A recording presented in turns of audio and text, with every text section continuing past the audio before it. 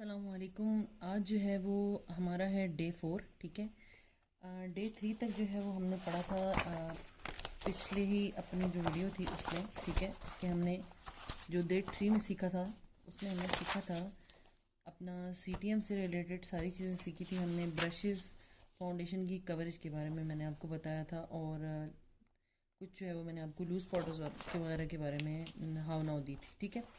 आज जो है वो हमारी है क्लास 4। ठीक है, 4 डे है हमारा, और आज भी हम फाउंडेशन ही के हवाले से बात करेंगे। देखिए, क्लास देने का मकसद ये होता है कि क्लास आपको मैं थोड़ा बहुत बताकर क्लास को पूरा कर दूं। ठीक है, लेकिन हमारा जो मेन मकसद है वो पूरा नहीं हो पाता अगर हम पूरी तरह से समझते नहीं हैं।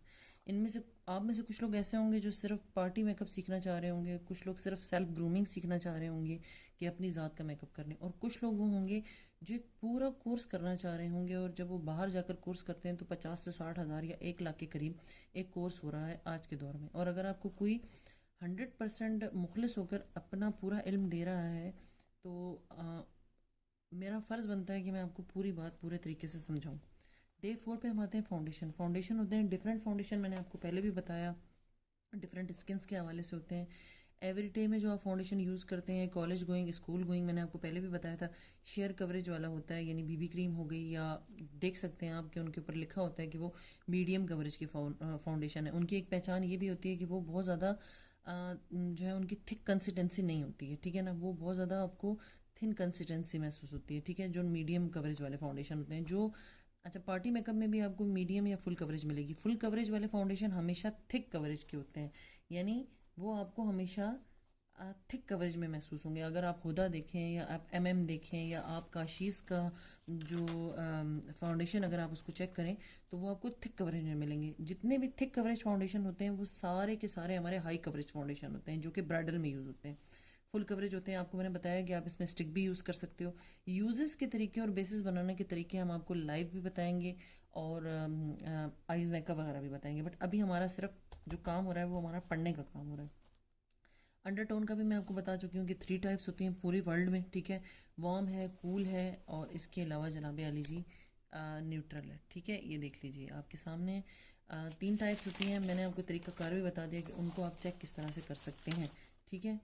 अच्छा, अब मैं आपको बताऊं कि अगर तो आपके पास कोई क्लाइंट आता है और उसकी जो स्किन है वो आपको दिखती है येलो टोन में, ठीक है, तो आप समझ जाएं कि ये वार्म अंडरटोन है। ठीक है ना, मतलब ये भी एक तरीका होता है जांचने का। और अगर आपको लगता है कि पिंक है उसकी स्किन तो वो कूल अंडरटोन है। और अगर आपको समझ नहीं आ रही कि ये पिंक है या येलो है तो ये है हमारी जो है जनाब अली जी न्यूट्रल अंडरटोन, जो मैंने यहाँ लिखी हुई है। ठीक है जी, ये है हमारे न्यूट्रल अंडरटोन। ठीक है, अब हम दोबारा आ जाते हैं इसी पेज पे इसको समझने के लिए कि अंडरटोन को हम कैसे देख सकते हैं। मैं पहले भी बता चुकी हूँ कि जिनकी जो ये जो वेन्स होती हैं, यहाँ वाली ये वाली वेन्स है आपकी, ठीक है, जिनकी ग्रीन होती हैं वो कूल अंडरटोन होते हैं, और जिनकी पर्पल या पिंक होती है वो वार्म अंडरटोन होते हैं, और जिनकी जो है वो दोनों ही आपको समझ नहीं आ रही होती, यानी आपको पर्पल थोड़ी बारीक या पिंक थोड़ी बारीक बारीक नज़र आएंगी, ग्रीन थोड़ी ज़्यादा नज़र आएंगी, वो न्यूट्रल अंडरटोन होते हैं। ठीक है जी। अच्छा, आपको बता दूं कि दुनिया में 3 टाइप की स्किन्स होती हैं, फेयर होती है, मीडियम होती है, और डार्क होती है। ठीक है, अब जैसे हमारे पाकिस्तानी एक्ट्रेस की हम बात करें, ठीक है, तो उसमें आपको हानिया आमिर जो नज़र आएंगी वो बहुत ज़्यादा फेयर कलर है उनका। इसके अलावा महानूर बलोच है, उनका कलर बहुत ज़्यादा फेयर है।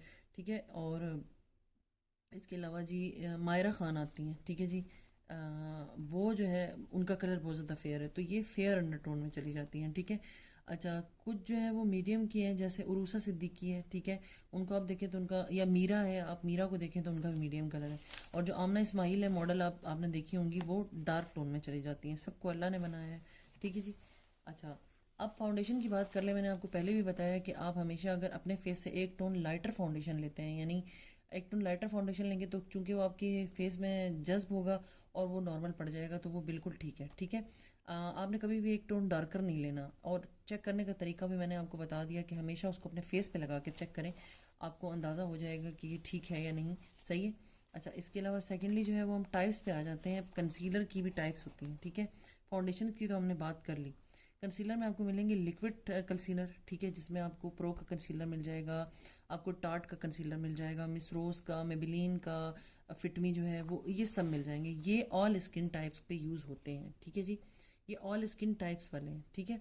अच्छा जी, उसके बाद जो है वो अगर हम बात करते हैं जनाब आली जी स्टिक की, यानी स्टिक बेसिस जो आती हैं, आपने देखा होगा आपको क्रिस्टाइन में स्टिक बेस मिल जाएगी, ठीक है। इसके अलावा मिस रोज़ में या और भी कंपनीज़ में आपको लिपस्टिक की शेप की वो होती हैं, वो कंसीलर होते हैं, वो आपको ड्राई और नॉर्मल के लिए मिल जाएंगे, ठीक है। इसमें एले गर्ल का भी बहुत अच्छा है। अच्छा, इसके अलावा जो क्रीम बेस है जैसे कि डर्माकोल का है, ठीक है। देखा होगा आपने कि वो जो उनकी फाउंडेशंस हैं उन्हीं में ही आप देखेंगे कुछ कलर्स को वो लगाते हैं, या कुछ इतनी ज़्यादा हाई कवरेज वाली होती हैं कि उनको कंसीलर की ज़रूरत ही नहीं पड़ती, वो क्रीम फॉर्म में ही जो प्रोडक्ट होती है उसी को ही अपनी आईलिट यानी आईज के नीचे जो डार्क सर्कल्स हैं उन पे लगाते हैं, तो वो ड्राई और वेरी ड्राई के लिए बहुत अच्छी है, ठीक है जी। ये कंसीलर्स की बात हो रही है क्योंकि हम इसमें कंफ्यूज होते हैं कि हमें कौन सा कंसीलर लगाना चाहिए। बेस की हर चीज़ से हमारा ताल्लुक है। बेस तो बन गई, अब हम कंसीलर अगर गलत लगा लेते हैं, ठीक है, मिसाल के तौर पे अगर मैंने लगा लिया जी लिक्विड, ठीक है, और मैं जो इंतहाई ज़्यादा जो है वो जनाब अली जी ड्राई हूँ, फिर गलत हो जाएगा, ठीक है। मतलब मुझे अपने हिसाब से चलना है। इसमें जो बर्थ मार्क आते हैं, ठीक है, यानी क्रायोलोन जो स्टिक्स होती हैं वो बहुत जो क्रीम फॉर्म में आती हैं, पैलेट्स मिल जाती हैं, अगर आप सर्च करते हैं तो वो बर्थ मार्क जो होते हैं उनको भी हटाती है। और इसके अलावा आपने देखा होगा कि अगर किसी का बर्न के निशान है, या इसके अलावा कुछ लोगों को बीमारी होती है बर्स की जिसमें सफ़ेद सफ़ेद धब्बे होते हैं, उनको भी वो ख़त्म करता है, ठीक है। तो वो सबसे बेहतर है। अच्छा, एक चीज़ और, अब हम आ जाते हैं नेक्स्ट चीज़ की तरफ, वो है हमारे लूज़ पाउडर। लूज़ पाउडर्स की मैंने आपको पहले भी बताई बात कि जो लूज़ पाउडर्स होते हैं वो दो तरह के होते हैं, ठीक है। एक होता है कॉम्पैक्ट, ठीक है, और एक होता है लूज पाउडर, ठीक है। नंबर 1, नंबर 2, लूज पाउडर में आपको जो है वो जनाब अली जी ट्रांसलूसिंग पाउडर भी मिल जाएगा, ठीक है। ट्रांसलूसिंग पाउडर, ठीक है, लूज पाउडर, ठीक है। और इसके अलावा जो है एक आपको मिल जाएगा बनाना पाउडर। मैंने पहले भी आपको बताया, पर इनकी किस्में क्या हैं ये मैं आपको बता दूं। बनाना पाउडर किसी एक कंपनी पे हम नहीं कह सकते कि किसी एक कंपनी का बनाना पाउडर, हर वो पाउडर बनाना पाउडर है जो येलो टोन में जाता है, ठीक है, वो बनाना पाउडर कहलाता है, ठीक है। लूज़ पाउडर जो है उनमें भी कलर्स आते हैं, जैसे अगर आप देखें मालियो का लूज़ पाउडर है, या इसके अलावा आप जो है वो देखें जनाब अली जी क्रिस्टाइन की लूज़ पाउडर, तो उनमें नंबर आते हैं। होता क्या है कि जब आपने फाउंडेशन लगा लिया, अपनी स्किन से बिल्कुल ज़बरदस्त किस्म का सिलेक्ट कर लिया, और आपने लगा लिया लूज़ पाउडर, और उसका कलर आपकी फाउंडेशन से मिलता जुलता नहीं था, तो आपकी फाउंडेशन ख़राब हो जाएगी। हाँ, अगर आपका सेम वही कलर लूज़ पाउडर का भी है और सेम वही कलर फाउंडेशन का भी है, तो वो बेस्ट हो गया, ठीक है। लेकिन आपको पता है कि जो लोग पार्लर में काम करते हैं वो हर एक के लिए हर तरह का नहीं ख़रीद सकते। अगर आप ख़रीद सकते हैं तो बहुत अच्छा है, लेकिन इन सब में सबसे अच्छा ट्रांसलूसिंग पाउडर होता है जिसका कोई कलर नहीं होता, ठीक है, वो बग़ैर कलर के होता है, ठीक है, क्योंकि उसका काम यही होता है कि वो हर तरह की स्किन पे आप लगाओ तो बेस्ट रहता है, ठीक है। अब हम बात करते हैं कॉम्पैक्ट की, ठीक है, यानी इन सब में जो सबसे बेस्ट है वो ट्रांसलूसिंग पाउडर है, ठीक है। मेरे पास मालियो कंपनी का ट्रांसलूसिंग पाउडर है, आप किसी भी कंपनी का ट्रांसलूसिंग पाउडर ले सकते हैं, क्योंकि मेरे साथ भी यही प्रॉब्लम होती थी स्टार्ट में कि हम नहीं समझ पाते थे फिर कि क्या कहाँ मिस्टेक हो रही है। बेस अच्छी बन गई, थोड़ी देर के बाद बेस काली लगना शुरू हो गई, तो मिस्टेक यहाँ पता चलेगी हम जब लूज़ पाउडर के कलर हमारे पास वैसे नहीं है तो मसला बनता है। अब हम आ जाते हैं कॉम्पैक्ट पे। कॉम्पैक्ट का काम क्या है? टचअप देना, ठीक है। अच्छा, मैं कॉम्पैक्ट से भी बेस बनाती हूँ। मैंने आपको बताया कि अगर मैंने किसी को आइवरी लगाया और मेरे पास आइवरी है तो बेस्ट है, अगर मैंने जो है वो उसको लगाया है 45 और मेरे पास 45 कॉम्पैक्ट है तो बेस्ट है, ठीक है। लेकिन अगर मेरे पास ये नहीं है, ठीक है, तो फिर मसला बनता है क्योंकि इनके अपने कलर होते हैं, ठीक है। तो अगर आप नॉर्मल रूटीन में बीबी के ऊपर फिर ये लगा रहे हैं अपने कलर से मिलता जुलता तो चलेगा, लेकिन जो बेस्ट है ब्राइट के लिए वो लूज़ पाउडर है, ठीक है। बनाने वाले इससे भी बनाते हैं। आप फ़रा मैम जो हैं फ़ायज़ा, ये फ़रा ब्यूटी सैलून वाली, उनको आप देखें तो वो अपनी तमाम वीडियोस में ब्राइड को जो है वो, चाहे वो ब्राइड तैयार कर रही हैं चाहे वो पार्टी मेकअप कर रही हैं, खूब भर भर के कॉम्पैक्ट लगाती हैं। तो जाहिर सी बात है उनका माशाल्लाह इतना बड़ा सैलून है, उसको जो है वो चला रही हैं अपने सैलून को, तो उन्होंने कॉम्पैक्ट रखे हुए होंगे बहुत सारे। लेकिन मैं आपको बता दूं कि ज़्यादातर सैलून में लूज़ पाउडर ही चलते हैं, ठीक है। अब हम आ जाते हैं आगे की तरफ। अब ये यहाँ तक हो गया हमारा सारा काम। हमने स्किन से रिलेटेड बेस से भी बात कर ली, सारे हवाले से बात कर ली, ठीक है। अब हम आ जाते हैं जनाब अली जी अपने आईब्रो पे कि इस दुनिया में वैसे तो हर एक की हर तरह की आईब्रो होती हैं, ठीक है, लेकिन कुछ जो आईब्रो होती हैं वो चंद एक जो ज़्यादातर चलने वाली आईब्रो होती हैं उसमें से एक नंबर 1 पे आ जाती है स्ट्रेट आईब्रो। स्ट्रेट आईब्रो से मुराद वो बिल्कुल सीधी होती है, एंड में आके उसमें खम आता है। दूसरी होती है सॉफ्ट आर्क, ठीक है, लोग आर्च भी कहते हैं, आर्क भी कहते हैं। वो आपने देखा होगा कि यूं गई, यहाँ से ज़रा सा गोलाई में आया और फिर नीचे आ गई, ठीक है। थर्डली है हार्ड आर्क, आर्च या आर्क, उसमें यहाँ से ये नोक से निकली हुई होती है, ठीक है। और जो चौथी है वो है राउंडेड, यानी राउंड है, अक्सर बिस्तर आपने देखा होगा कि शेप नहीं होती, राउंड बना हुआ होता है, ठीक है। थर्ड है कर्वी शेप, इसको एस शेप भी कहते हैं, ठीक है, एस शेप भी कहा जाता है, यानी शुरू से लेकर एंड तक ऐसा लगता है जैसे एस बना हुआ। इसमें जो सबसे बेस्ट है ना वो है सॉफ्ट आर्च, ठीक है। जब आप पार्लर जाते हैं अपने सैलून्स में या आपके पास कोई आईब्रो बनवाने भी आता है, ठीक है, आप उसको अगर ये शेप देते हैं तो ये सबसे बेस्ट है। एक चीज़ और हमेशा याद रखिएगा कि जो पतली आईब्रो होती हैं वो अब बिल्कुल भी नहीं चलती, ठीक है। पतली आईब्रो हमेशा आपने देखा होगा, जब आप किसी के चेहरे को बहुत गौर से देखें और उसकी आईब्रो पतली है और अगर उसकी एज छोटी भी है तो अपनी एज से बड़ा लगता है, ठीक है। ये पहले के दौर में चलती थी, कुछ साल पहले, तकरीबन 10-12 साल पहले, बट अब जितनी चौड़ी आईब्रो होती हैं उतनी ही खूबसूरत लगती हैं, ठीक है जी। अच्छा, सेकेंडली हम आ जाते हैं यहाँ। अब मैंने आपको एक स्ट्रक्चर ये बना के दिखाया है फेस का, ठीक है। इसमें मैंने आपको बताया कि आप जब अपनी आईब्रो बनवाने जाते हैं तो उसका तरीका कार क्या होता है जो आपको समझ आ जाना चाहिए। ये एक पूरा फेस का स्ट्रक्चर हो गया, यानी आपने जब अपनी आईब्रो स्टार्ट करवानी है तो वो अपनी ये जगह है, ठीक है, ये जो जगह है आपकी, यहाँ से आपने स्टार्ट करवानी है यू, ठीक है। समझ आ रही होगी आपको, यानी आइस के स्टार्ट से, ठीक है, ये हमारा स्टार्ट हो गया, ठीक है। और ये हमारा हाई आर्च है, ठीक है, यानी ये जो हमारी जो आई का बॉल है ना, यानी इसके ऊपर ये जो पॉइंट आएगा ये हमारा हमारा आर्च कहलाएगा, ठीक है। यानी अगर आप इस तरह से करते हैं और जो एंड आता है, आप जो भी ब्रश है उसको रख के देखें, वो एंड आपकी नाक के इस वाले हिस्से से यहाँ जाके मिलेगा, तो ये आपकी बेस्ट जो जो शेप है, जो मैंने आपको बताया कि ज़्यादा चलने वाली शेप है, ये वाली शेप, ठीक है, सॉफ्ट आर्क या आर्च।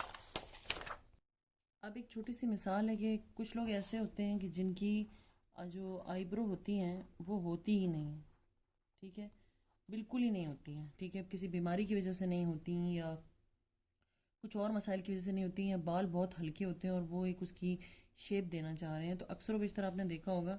वैसे जो ज़्यादातर होता है वो होता है ये जो मीडिया या जो फैशन शोज़ वगैरह होते हैं ना, वहाँ भी ये चीज़ें आपने देखी होंगी कि बड़ी जो है वो आपको महसूस हो रहा होता है कि ऐसा लगता है स्टैंप लगाया हुआ है।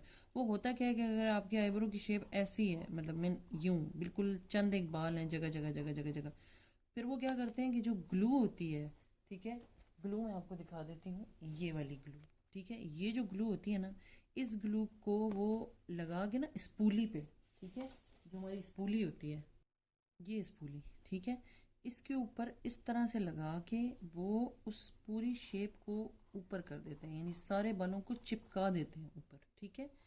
चिपकाने के बाद वो उसको जो ब्रश होता है तो वो क्या करते हैं कि अपनी आईब्रो को इस तरह से करके ना, इस तरह से करके एक शेप देते हैं, ठीक है, अलग से, ठीक है, अलग से शेप देने के बाद पहले नीचे अच्छी तरह से ग्लू लगाने के बाद बेस लगाते हैं, यानी बेस लगा दी, उसके बाद वो उसके ऊपर आईब्रो बनाते हैं, ठीक है, ताकि वो जो आईब्रो की वो वाली शेप है ना वो बिल्कुल ख़त्म हो जाए और जो एक जो नई आईब्रो की शेप है वो एक आ जाए शेप ना, इस तरह से दिया जाता है, ठीक है। यानी उस जो शेप को बिल्कुल ख़त्म कर दिया जाता है, बेस लगा के अच्छे तरीके से छुपा दिया जाता है पहले ये वाली ग्लू लगा के, ठीक है, वो भी होता है। मैं A to Z हर चीज़ इसलिए बता रही हूँ ताकि आपको एक आसानी हो जाए समझने में। अब मैंने यहाँ एक आईब्रो बनाई, ठीक है, बताने का मकसद ये है कि हमारे यहाँ क्या होता है कि जब हमने आईब्रो बनाते हैं हम, ठीक है, तो ये जो हमारी आईब्रो के बाल होते हैं, ठीक है, स्टार्टिंग में बहुत छोटे छोटे होते हैं ना, एंड पे आकर हमारे बाल जो होते हैं वो थोड़े ज़्यादा होते हैं, ठीक है, और शुरू में जो बाल होते हैं उनकी जो शेप होती है वो बिल्कुल सीधी होती है, यानी स्ट्रेट में होते हैं ना। तो आपने देखा होगा अक्सर बेशतर लोग क्या करते हैं, इसको यहाँ से भरना स्टार्ट करते हैं, कभी भी नहीं।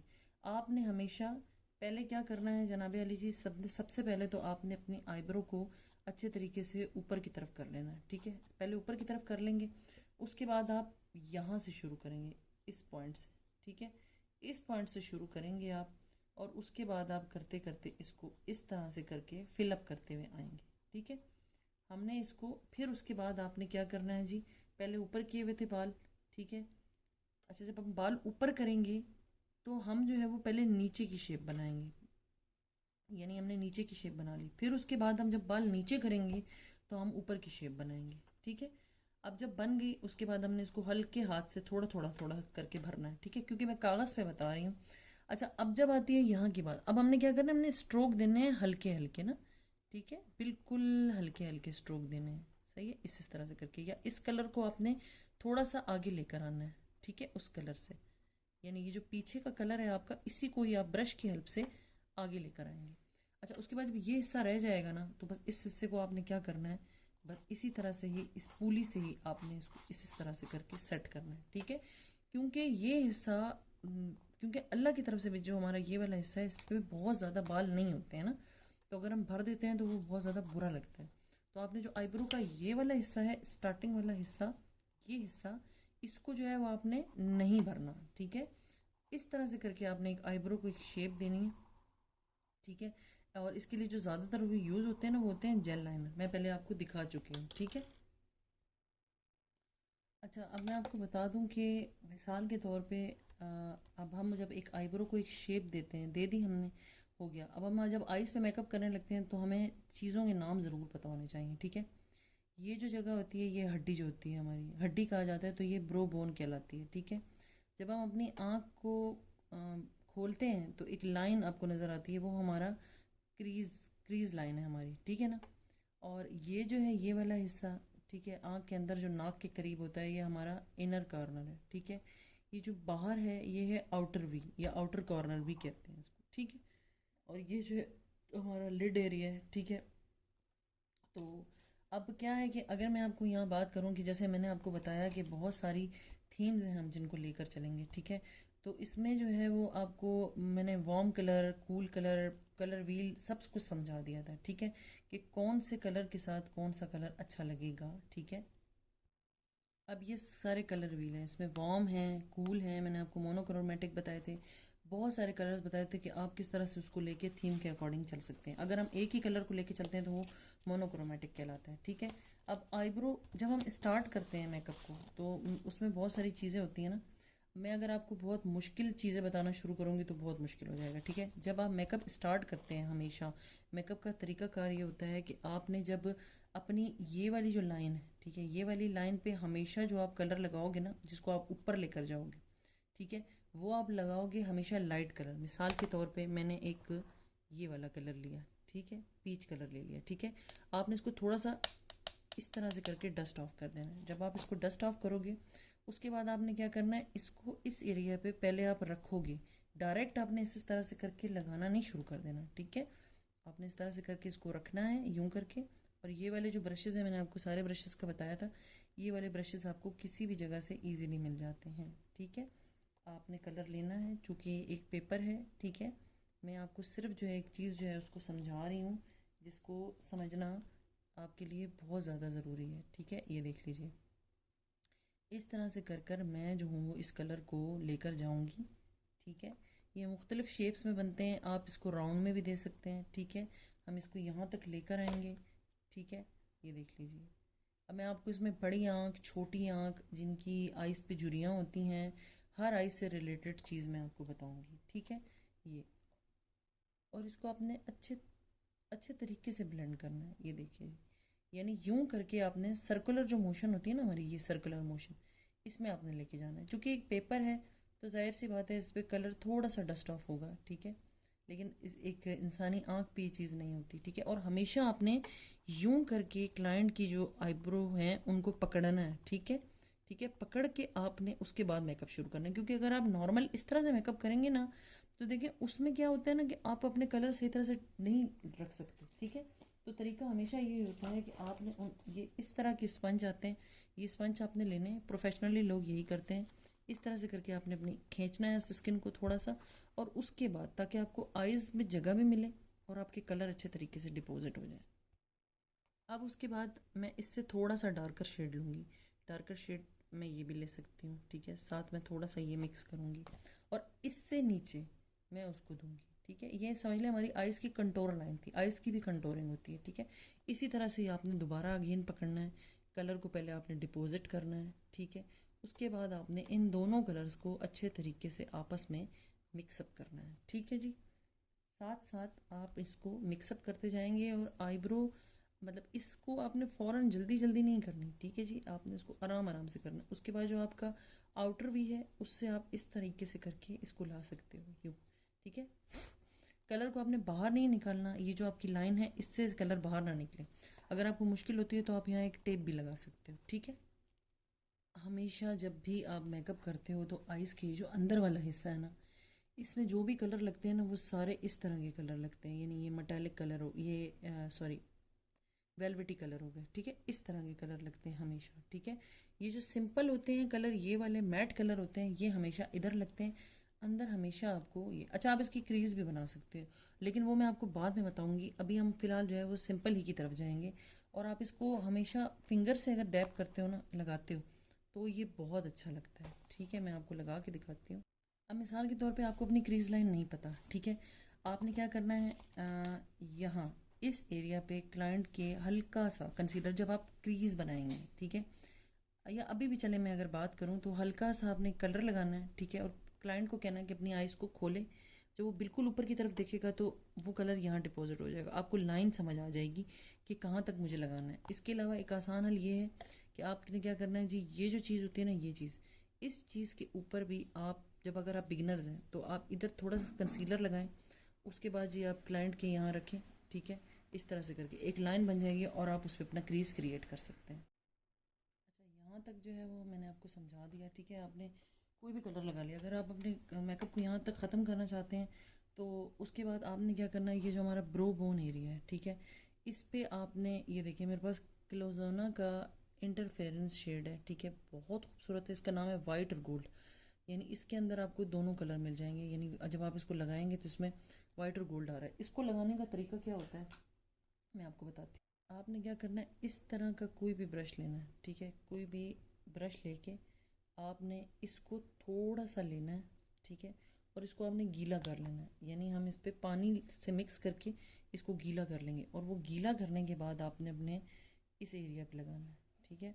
यकीन माने ये इतना खूबसूरत लगता है। अगर आप इसका एक बिल्कुल लिक्विड सा बेस बनागे ना, पार्लर्स में यही यूज़ होते हैं, ये कहलाते हैं इंटरफेरेंस। इंटरफेरेंस को आप अपने आई शेडो के तौर पे भी यूज़ कर सकते हो, ठीक है, अपनी आई लिड के अंदर, यानी इस हिस्से के अंदर, ठीक है। और आप इसको जो है वो इधर भी लगा सकते हो। इसको जो इसकी जो मज़ीद खूबसूरती बढ़ाता है ना इसकी, वो यहाँ लगता है, ये इस हिस्से में। ये असल में इस पे थोड़ा सा मैं इसको गीला करूँगी, ये देखिए ये इस हिस्से पे लगेगा आपके, यानी ये वाला जो हमारा हिस्सा होता है ना, ये इनर आई वाला, इसमें आपने देखा होगा शाइन होती है बहुत ज़्यादा। अच्छा, मैं जो हूँ इसको यूज़ करती हूँ ब्राइड के जो हाईलाइट जो होती है ना, जिसको कहते हैं आप जनाब अली जी, चीक्स पे जब आप जो है वो उनके लगाते हैं तो वो भी बड़ा खूबसूरत लगता है, ठीक है। तो आप उसको इस तरह से भी यूज़ कर सकते हैं। वैसे जो ये यूज़ होता है वो सिर्फ इन्हीं हिस्सों में ही यूज़ होता है। ये है क्लोजोना का इंटरफेरेंस, ठीक है, ये देख लीजिए, लॉन्ग लास्टिंग है और बहुत अच्छा है, ठीक है। ये देख लीजिए, और इसका नाम है वाइट गोल्ड। तो ये होता है कि चाहे गोल्डन हो चाहे सिल्वर हो, हर तरह की ड्रेस में ये चल जाता है, ठीक है। मैं करीब से भी आपको दिखा देती हूँ। अभी मैंने गीला नहीं किया था, वरना हम इसे थोड़ा सा निकाल के गीला करके फिर लगाते हैं। ये देख लीजिए, बहुत अच्छी शाइन देता है। अच्छा, जब आप यहाँ तक कर लेंगे तो उसके बाद जो है नेक्स्ट आपने क्या करना है, दोबारा इस हिस्से को, ये वाला जो हमारा हिस्सा होता है, अगेन जो भी कलर हमने यहाँ लगाया था लेके उसको आप दोबारा डिपॉजिट करेंगे। क्योंकि हमारा जो कलर होता है वो जाहिर सी बात है, चूँकि जब हम ये लगाते हैं, अच्छा अगर आप बिगनर्स हैं तो आप पहले इस हिस्से को भी लगा सकते हैं जो हमारा इंटरफेरेंस शेड है, ठीक है। यहाँ तक अगर आपका कंप्लीट हो जाता है और आपको लगता है ठीक है, वरना इस तरह के बहुत खूबसूरत जो है ग्लिटर्स आते हैं जिनको आप इस तरह से करके अपनी आई पे एक फासले फासले लगा सकते हो। और इसको लगाने के लिए आपको किसी भी ग्लू को लगाने की ज़रूरत नहीं पड़ती है, ठीक है जी।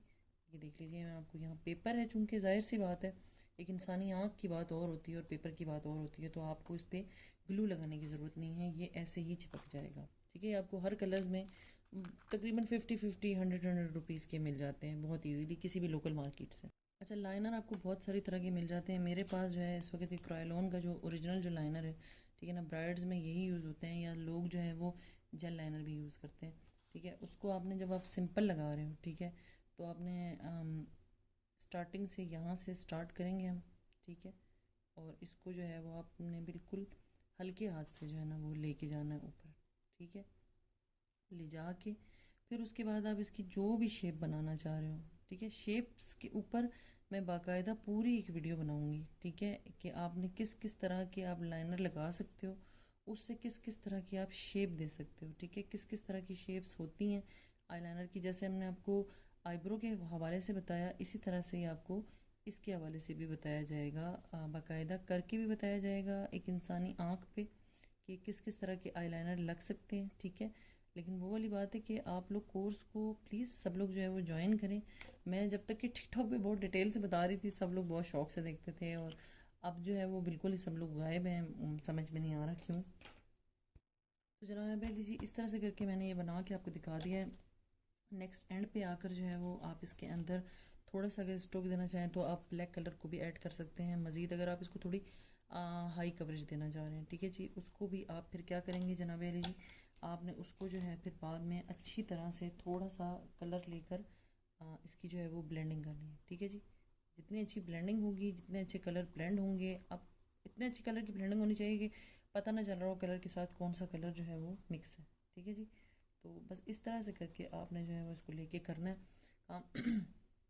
शेप्स बाकायदा आपको सिखाई जाएंगी और बाकायदा पूरी डिटेल बताई जाएगी। आइज़ जो है अगर छोटी हैं तो वो बड़ी किस तरह से बन सकती हैं, बड़ी लग किस तरह से सकती हैं, ठीक है, उसका पूरा एक तरीकाकार बताया जाएगा। ये सिर्फ आज के लिए मैंने आपको बताया, लेकिन ये कि इसके ऊपर अभी हमारी आईब्रो तक की कहानी पूरी हुई है कि हमने किस तरह से उसको शेप देनी है।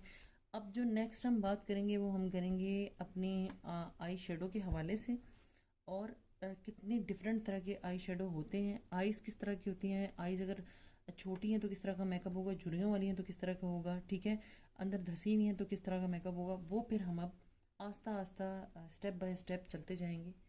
और उम्मीद करती हूँ आपको आज की वीडियो अच्छी लगी होगी, ठीक है।